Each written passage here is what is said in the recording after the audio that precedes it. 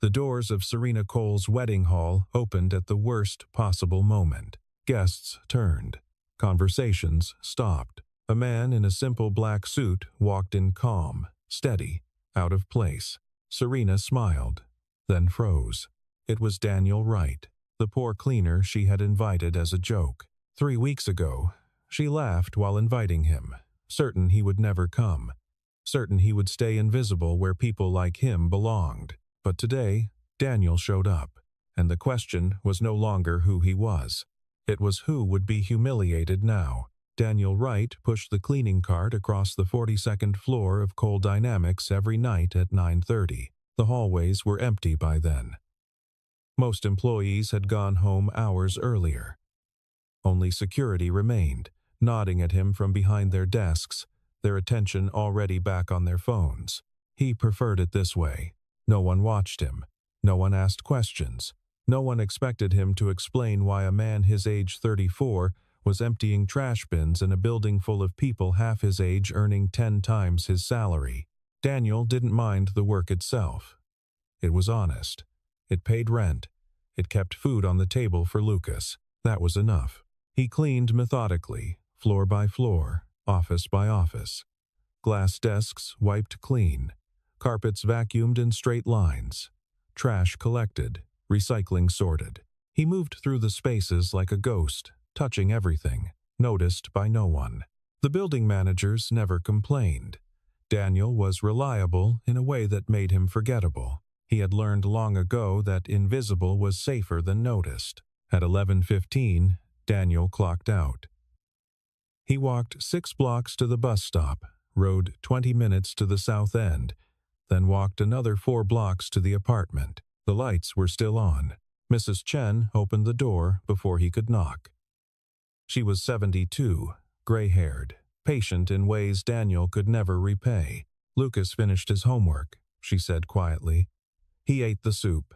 He wanted to wait up for you." Daniel handed her $40. "Thank you." She waved it off like she always did, but took it anyway. They both knew she needed it. Inside, Lucas was asleep on the couch, a library book open on his chest. Daniel lifted him carefully, carried him to the bedroom, pulled the blanket over him. Lucas stirred. "Dad, I'm here. Did you have a good day?" Daniel looked at his son's face, small, trusting, unaware of how hard things were. "Yeah, buddy, I did." Lucas smiled and turned over. Daniel stood there for a moment, watching him breathe. This was the only thing that mattered. Not the job. Not the building. Not the people who walked past him every day without seeing him. Just this. He went to the kitchen, made himself a sandwich, sat at the table in the dark. The apartment was small. 1 bedroom, a cramped kitchen, a living room that doubled as Daniel's sleeping space. The furniture was second-hand. The walls needed paint. The faucet dripped no matter how many times he tightened it. But it was theirs. Daniel had been raising Lucas alone since his wife left 4 years ago. She had walked out one morning with a suitcase and an apology he didn't ask for. He hadn't heard from her since. At first, it had been overwhelming. Lucas was 3 then, still learning to talk, still needing everything. Daniel didn't know how to braid hair or cook anything beyond pasta. He didn't know how to answer questions about why Mommy wasn't coming back. But he learned. He learned to wake up at 5 to pack lunches. He learned which foods Lucas would actually eat. He learned to read bedtime stories with different voices for each character. He learned to be both parents, even when he had no idea what he was doing. Lucas never asked for much.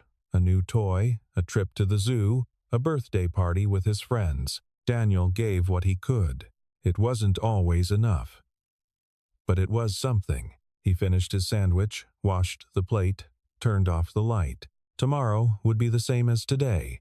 Wake up, get Lucas ready, drop him at school, sleep a few hours, pick Lucas up, make dinner, go to work, come home. Repeat. Daniel didn't dream of wealth. He didn't imagine a life where he wore suits and made decisions in boardrooms. He just wanted Lucas to have more than this. More than a father who came home smelling like disinfectant. More than an apartment where the heat didn't always work in winter. More than a childhood built on "we can't afford that right now." Daniel lay down on the couch, pulled the thin blanket over himself, closed his eyes. He didn't know that in 3 weeks, his entire world would shift. He didn't know that the woman who signed his paychecks would offer him something meant to humiliate him. And he didn't know that he would accept it anyway. Serena Cole stood at the floor-to-ceiling window of her office, looking down at the city below. From this height, everything looked small, manageable, under control. She liked it that way. Cole Dynamics was her creation. 10 years ago, she had taken a failing tech consultancy and turned it into one of the most profitable firms in the region. 300 employees, 12 floors, contracts with half the Fortune 500. She had built it all through discipline, precision, and an unwillingness to accept anything less than excellence. People respected her, feared her, sometimes, but mostly respected her. Serena had built her reputation on precision. She didn't tolerate mistakes. She didn't accept excuses. She hired the best, paid them well, and expected excellence in return. Those who couldn't deliver didn't last long. Her office reflected that philosophy: minimalist, clean, expensive without being ostentatious. A glass desk with nothing on it but a laptop and a single pen. White walls, black furniture, a view that reminded everyone who entered that they were standing in the presence of someone who had climbed very high. Serena's assistant knocked softly before entering. "Your 4 o'clock is here," Patricia said. Serena didn't turn around. "Send them in." The meeting was routine. A prospective client, nervous and eager to impress. Serena listened, asked pointed questions, made no promises. By 4:30, they were gone. She didn't think about them again. That evening, Serena stayed late going over wedding details with Patricia. The ceremony was 3 weeks away. Every detail had been planned months in advance. Venue, catering, flowers, music, nothing left to chance. She was marrying Connor Hastings, a corporate attorney with the right background, the right connections, the right ambitions. Their engagement had been efficient. No drama, no surprises. Just 2 successful people agreeing that their lives aligned. Serena didn't believe in fairy tales. She believed in partnerships that made sense. "Guest list is finalized," Patricia said, scrolling through her tablet. 218 confirmed. "Good." Photographer confirmed. Videographer confirmed. String quartet confirmed. Serena nodded. "Anything else?" Patricia hesitated. "The seating chart. A few people are concerned about where they're placed. Let them be concerned." Serena had no patience for status games. She had arranged the seating based on professional value, not personal feelings. If someone didn't like their table assignment, they could choose not to attend. As Patricia left, Serena glanced out the window again. The cleaning crew was starting their rounds. She could see them moving through the offices below, pushing carts, emptying bins. Serena had never learned their names. They were part of the building's infrastructure, necessary but invisible, like the ventilation system or the elevator mechanics. You didn't think about them unless something went wrong. She turned away, gathered her things, left for the evening. Her driver was waiting downstairs. The car was warm, quiet, insulated from the cold outside. As they pulled away from the building, Serena saw one of the cleaning crew standing at the bus stop.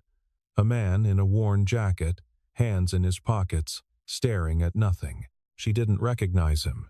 She didn't try.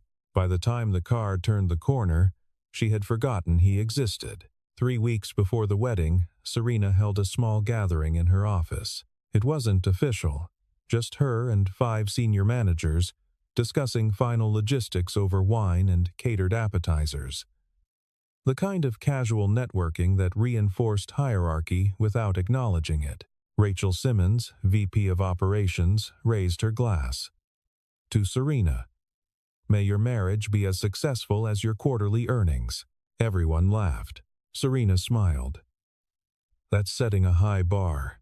You've never failed to meet one yet," said Marcus Trent, head of finance. The conversation drifted. Wedding venues, honeymoon destinations, the exhausting process of managing vendors. At least you won't have to worry about uninvited guests, Rachel said. 200 people is already generous. Too generous, Serena replied.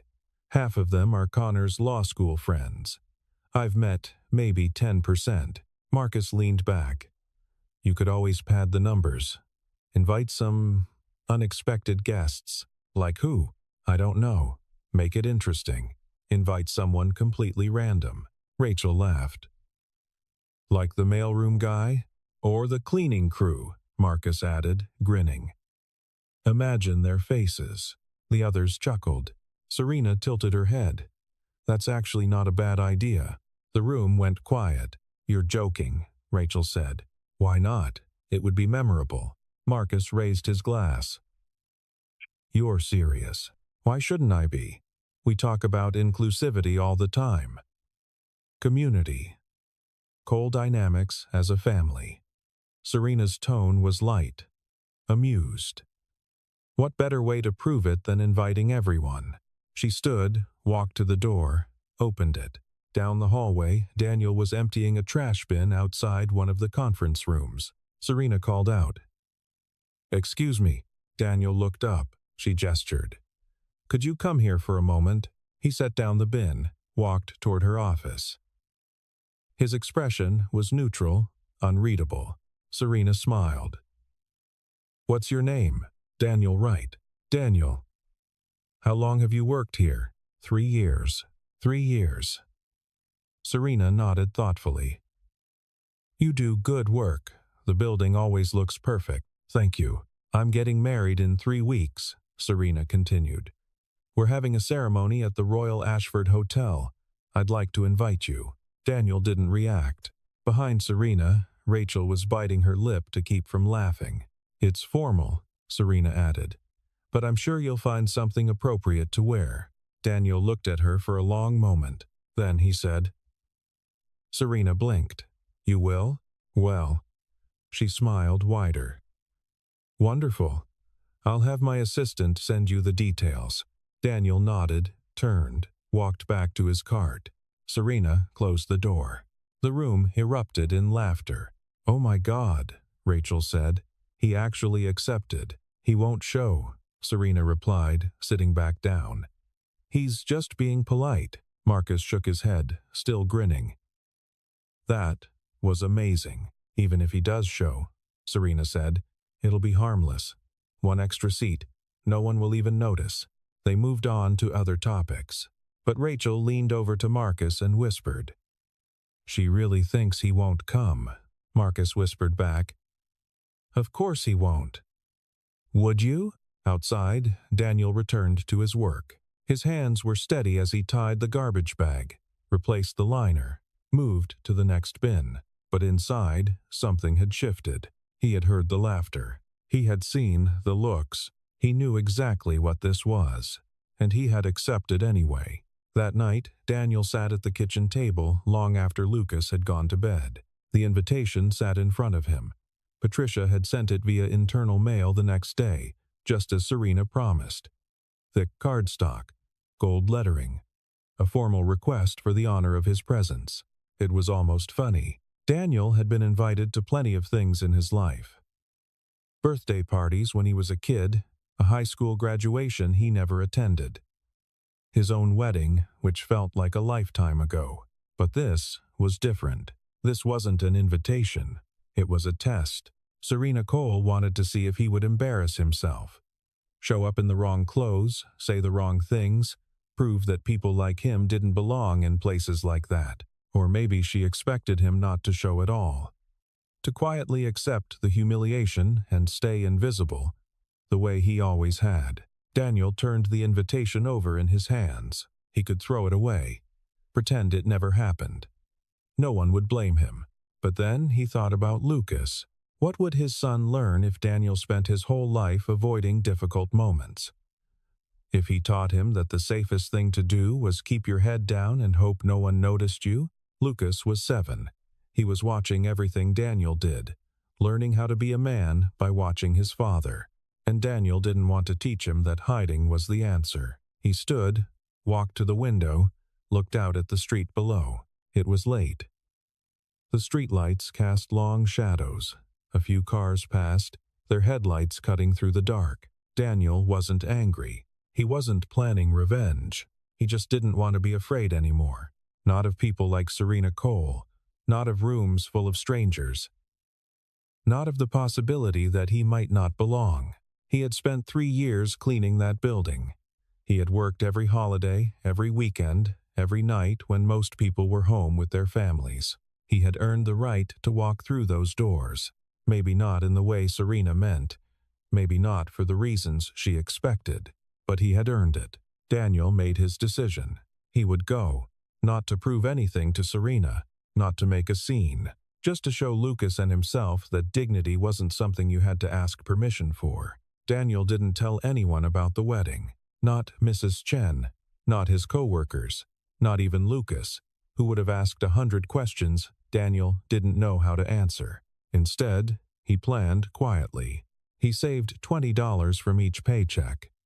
It wasn't much, but over 2 weeks, it added up to something meaningful.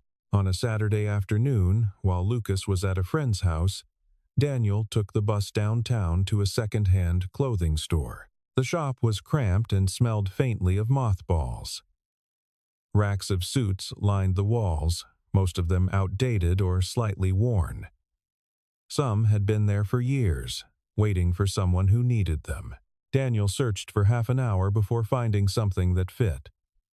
A black suit, single-breasted, plain but clean. The fabric was a little shiny from age, but it didn't have any stains or tears. The clerk, an older man with reading glasses, looked him over. "Wedding? Yeah. Yours?" The man nodded, didn't ask more questions. $45 for the suit. I can throw in a white shirt for another 10. Daniel counted out the bills.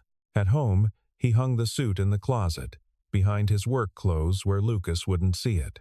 Every night, he looked at it before leaving for work. It wasn't expensive, it wasn't new, but it was clean, presentable. It would be enough. The night before the wedding, Daniel couldn't sleep. He lay on the couch, staring at the ceiling, second-guessing everything. What if he was wrong? What if showing up only made things worse? What if Serena was right, and people like him didn't belong in places like that? But then he thought about the alternative, staying home, pretending nothing had happened, teaching Lucas that some doors were meant to stay closed. He had made his choice. At 6 in the morning, Daniel got up, showered, shaved carefully. Lucas woke up while Daniel was buttoning his shirt. "Dad?" Lucas rubbed his eyes. "I have something to take care of. Are you working?" "Not exactly." Lucas frowned. "You look nice." Daniel smiled. "Thank you. Can I come?" "Not this time, buddy." Mrs. Chen arrived at 8 to watch Lucas. She didn't ask questions, just gave Daniel a long look and nodded. By 9:30, Daniel was standing outside the Royal Ashford Hotel. The building was enormous, marble columns, glass doors, a red carpet leading inside. People were arriving in expensive cars, men in tailored suits, women in dresses that probably cost more than Daniel's rent. He didn't belong here, but he was here anyway. Daniel took a breath, straightened his jacket, and walked inside. The Royal Ashford Hotel was everything Daniel expected and nothing he was prepared for. Chandeliers hung from vaulted ceilings. Marble floors gleamed under soft lighting. Staff in crisp uniforms moved silently through the halls, carrying trays, adjusting flowers, attending to details Daniel couldn't even name. He followed the signs toward the ballroom. Guests clustered in small groups, holding champagne glasses, laughing at jokes Daniel couldn't hear. The women wore gowns in jewel tones, emerald, sapphire, deep red.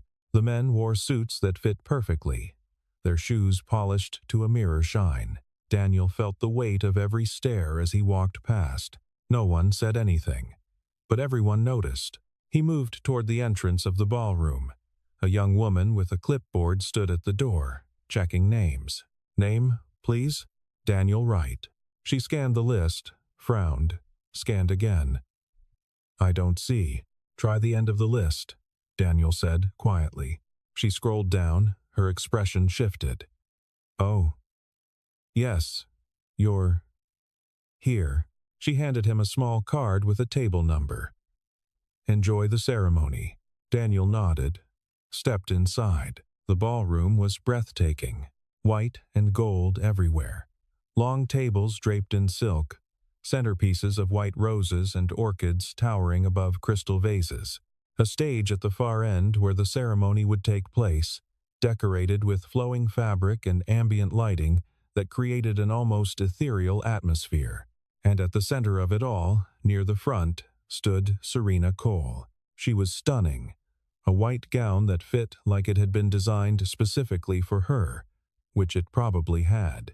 Her hair swept up, her makeup flawless. She was laughing at something Connor said, her hand resting lightly on his arm. Then she looked up.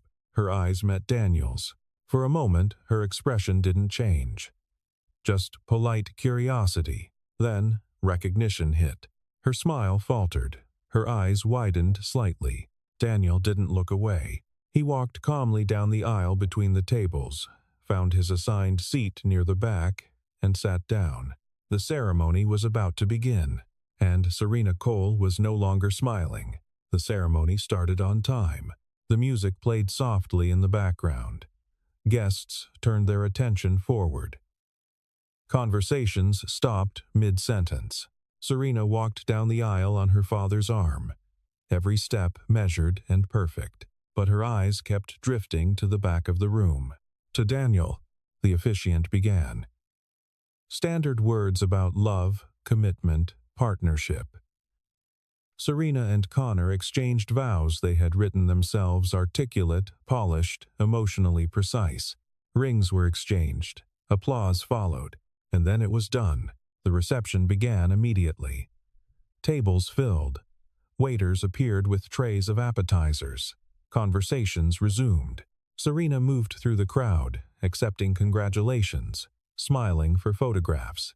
But she couldn't stop thinking about Daniel. Why had he come? Didn't he understand the invitation was a joke? Didn't he realize he was only making things worse for himself by being here? She excused herself from a conversation and walked toward the back of the room. Daniel was sitting quietly at his table, not eating, not drinking, just watching. Serena approached, her smile tight. Daniel, I'm surprised to see you. He stood. You invited me. I did. She glanced at his suit. Thank you. I wasn't sure you'd find something appropriate. Her tone was light, but the insult was clear. Daniel didn't react. It's a good suit, of course. Serena's smile widened. And it's wonderful that you could take time away from your work. I hope it wasn't too much trouble. It wasn't. Rachel appeared beside Serena, barely hiding her amusement. Oh my God. He actually showed. Rachel, this is Daniel, Serena said smoothly. He works at Cole Dynamics. Doing what? Maintenance. Rachel's smile sharpened. How nice. It's always good to have diverse perspectives at these things. Daniel looked at her. I clean the offices. Right. Rachel glanced at Serena. That must be so fulfilling. It pays the bills, Daniel said quietly. Serena leaned in slightly. And your son? Lucas, isn't it? Is he here? Daniel's expression didn't change. He's at home. Of course. Probably more appropriate. Serena tilted her head. I hope you're enjoying yourself. The food is excellent.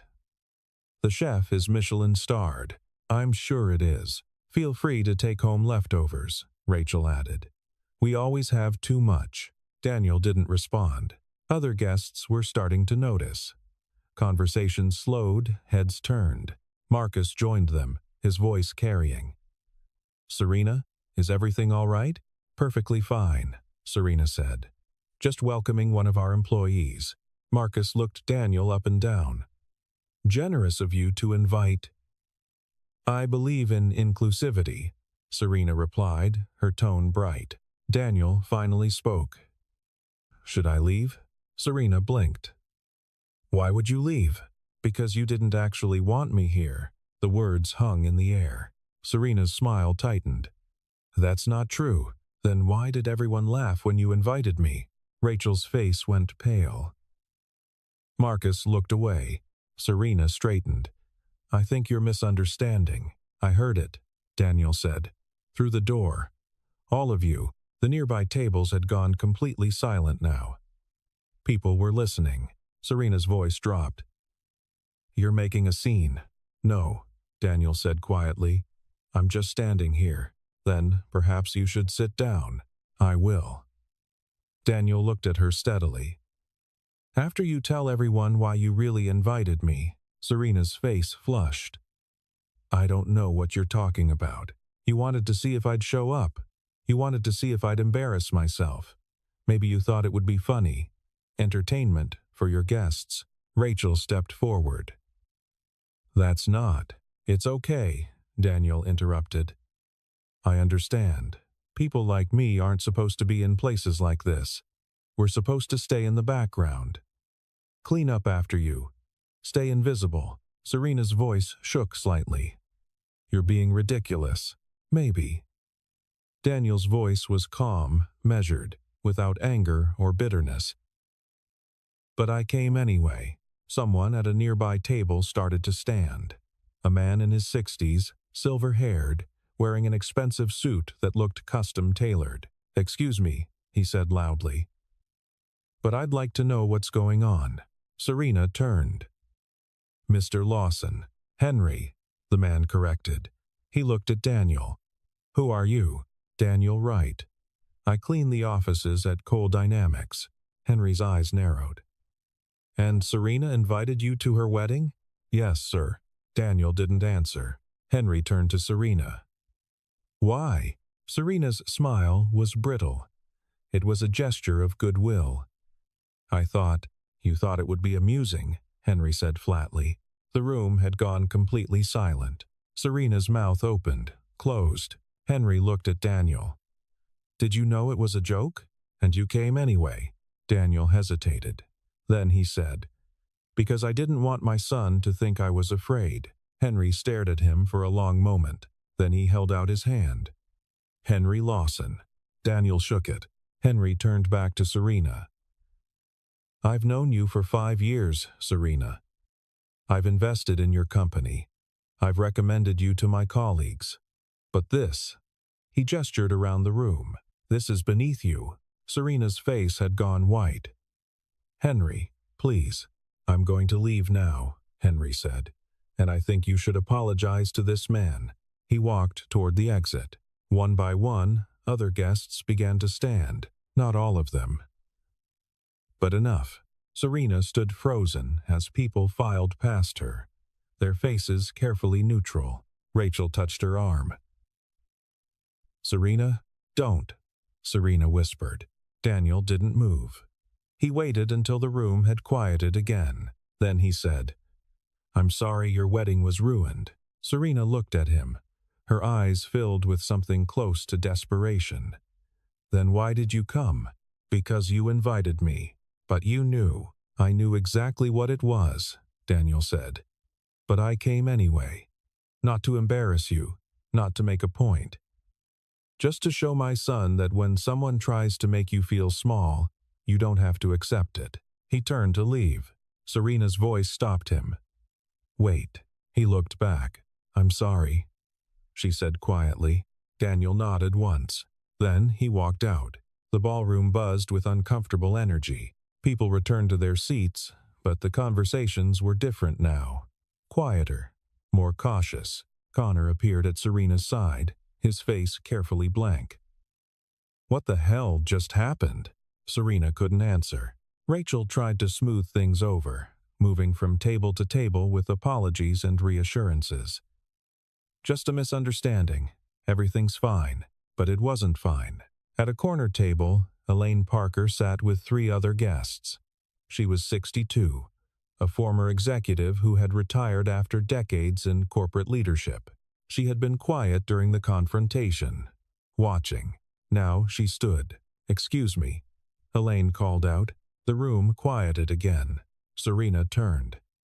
"Elaine, please. I need to say something," Elaine interrupted. She wasn't loud. She didn't need to be. She looked around the room. "I've known Serena for 8 years. I was her mentor when she first started Cole Dynamics. I taught her about leadership, about building a company, about treating people with respect." Her gaze landed on Serena, and tonight, I watched her forget every single lesson. Serena's face crumbled. "Elaine, that man showed more dignity in 10 minutes than this entire room has shown all night," Elaine continued. "He came here knowing he wasn't welcome, knowing he'd be mocked. And he came anyway, not out of pride, not out of revenge, but because he wanted his son to see him stand up for himself." She paused. "And what did we do? We laughed. We insulted him. We tried to humiliate him further. Because he was poor. Because he wore a second-hand suit. Because he cleans our offices while we sleep." The silence was absolute. Elaine set her napkin on the table. "I'm leaving, and I suggest the rest of you think about what kind of people you want to be." She walked out. 3 other guests followed her. Serena stood motionless in the center of the room. Connor touched her shoulder. "Serena," she pulled away. "Don't." Rachel approached. "We can fix this. We can." "Fix what?" Serena's voice cracked. "My wedding is falling apart. My guests are leaving. And it's my fault." "It's not. It is." Serena looked around the ballroom. At the decorations, the flowers, the carefully arranged tables, all of it felt empty now. She walked to the back of the room, to the table where Daniel had been sitting. His seat was empty. The place card still sat there, his name written in elegant script. Serena picked it up, stared at it. She had invited him as a joke, but he had shown up as a lesson, and she had been the one who failed it. Daniel didn't leave immediately. He stood in the hallway outside the ballroom, trying to process what had just happened. He hadn't planned to say anything, hadn't planned to confront Serena or make a scene. But when she approached him with that false smile, when Rachel made her comment about leftovers, something inside him had shifted. Not anger, not pride, just clarity. He had spent 3 years being invisible, 3 years accepting that his place was in the background, cleaning up after people who would never know his name. And tonight, for the first time, he had refused to disappear. He heard footsteps behind him.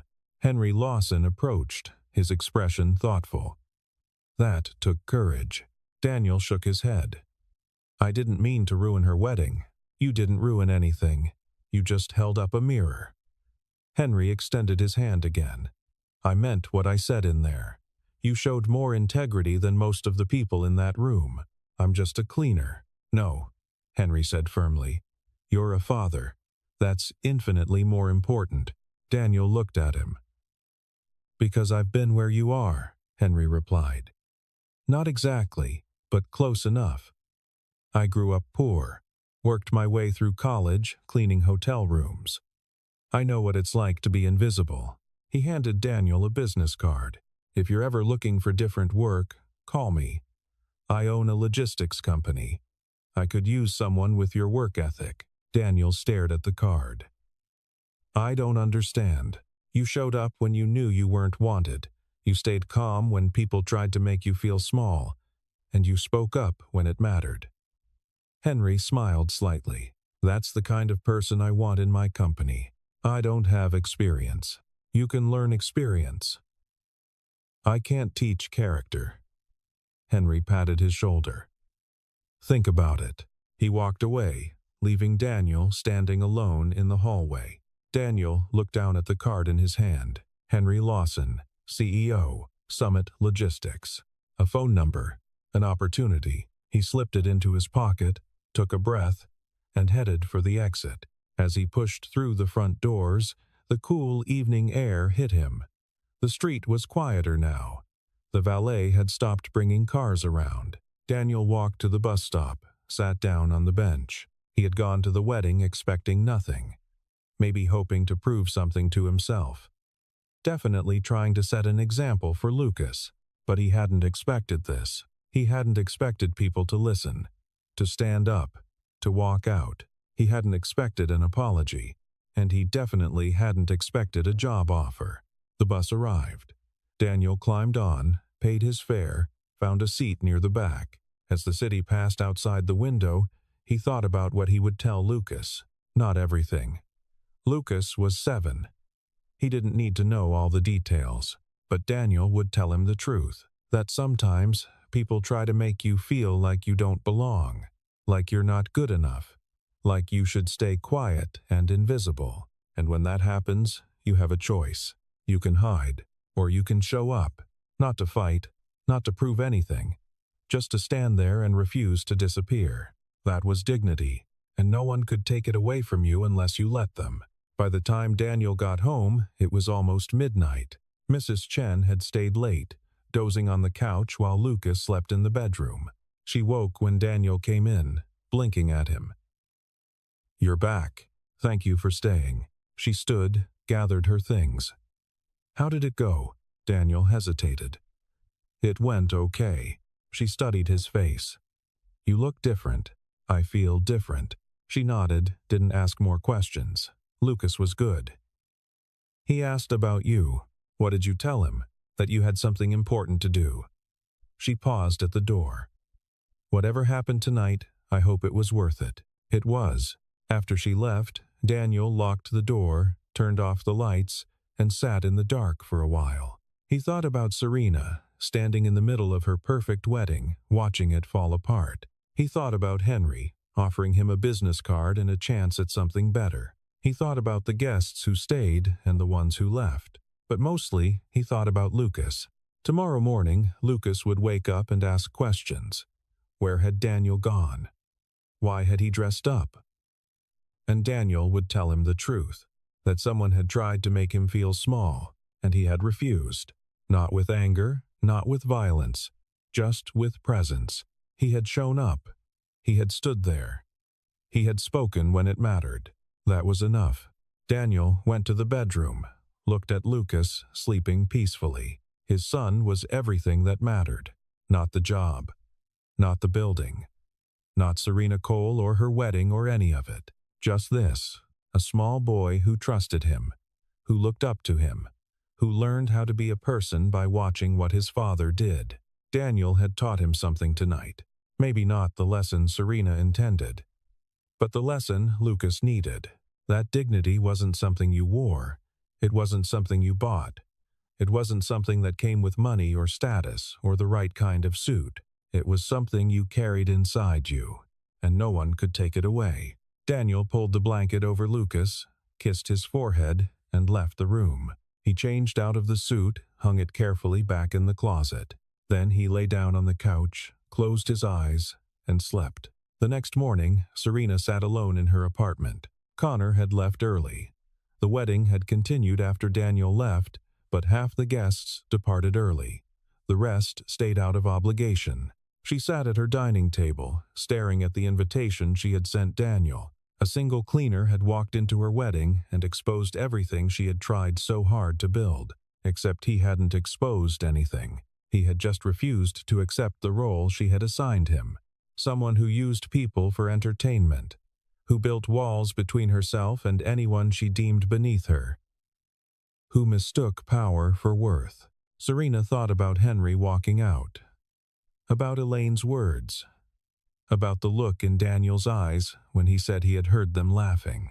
Her phone buzzed. A text from Rachel. "Call me when you can. We need to do damage control."